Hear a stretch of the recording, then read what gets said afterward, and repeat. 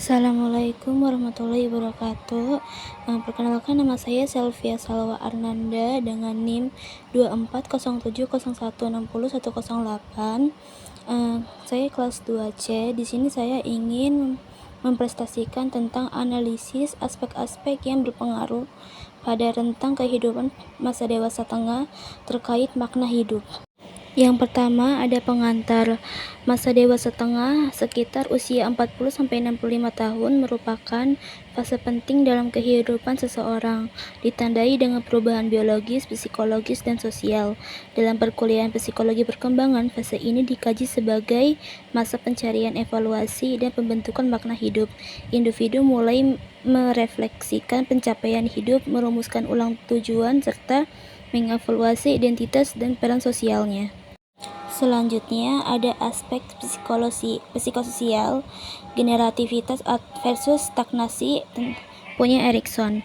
Pada masa dewasa tengah, individu menghadapi tantangan psikososial utama, yaitu generativitas atau keinginan untuk memberikan kontribusi dan menciptakan warisan bagi generasi berikutnya, versus stagnasi atau perasaan terhenti atau tidak berkembang.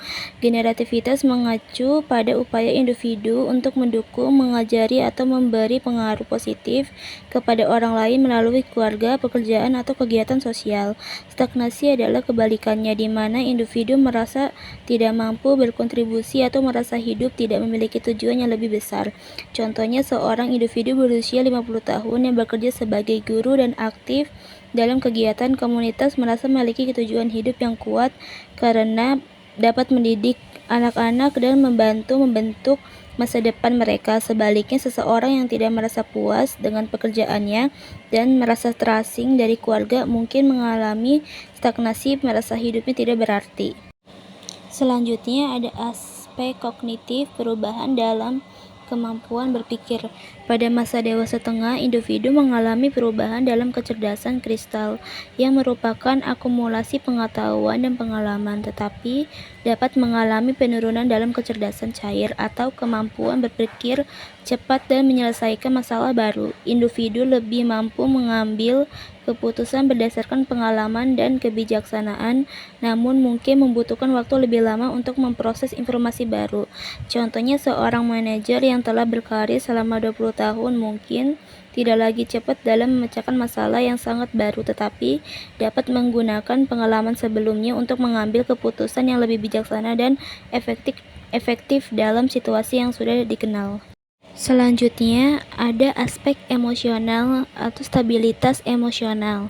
Masa dewasa tengah seringkali diwarnai dengan peningkatan stabilitas emosional. Individu yang lebih tua cenderung memiliki kemampuan yang lebih baik dalam mengelola stres dan perasaan negatif dibandingkan dengan masa remaja atau dewasa muda. Pengelolaan emosi yang lebih baik memungkinkan individu untuk merasa lebih puas dengan hidup mereka dan mengurangi dampak peristiwa negatif terhadap kesejahteraan mereka.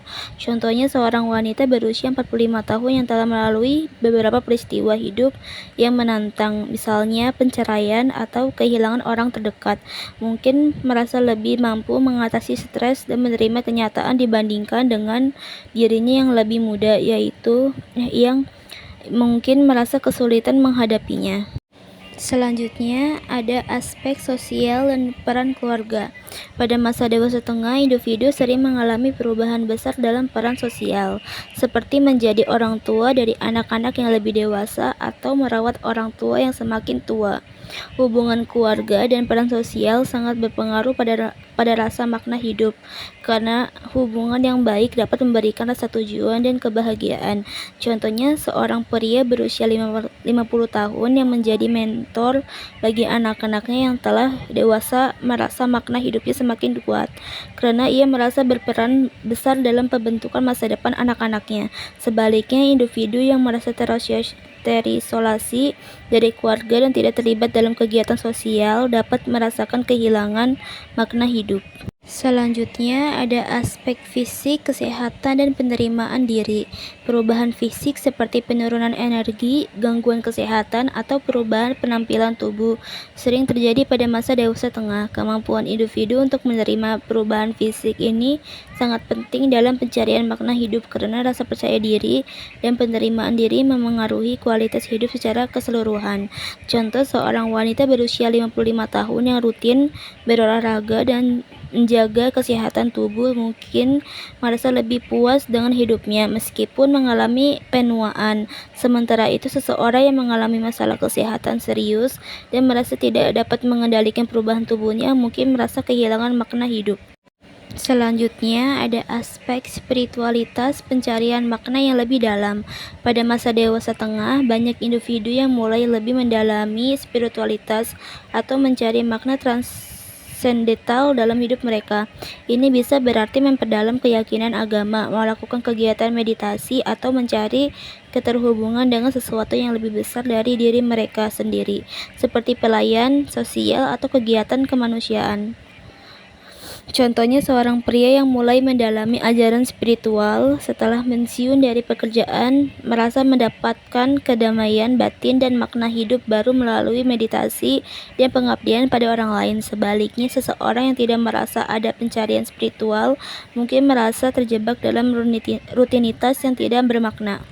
Selanjutnya, ada pembahasan setiap aspek yang telah dijelaskan dalam tinjauan teori saling berkaitan dan memberikan pengaruh besar terhadap bagaimana individu memaknai hidupnya pada masa dewasa tengah.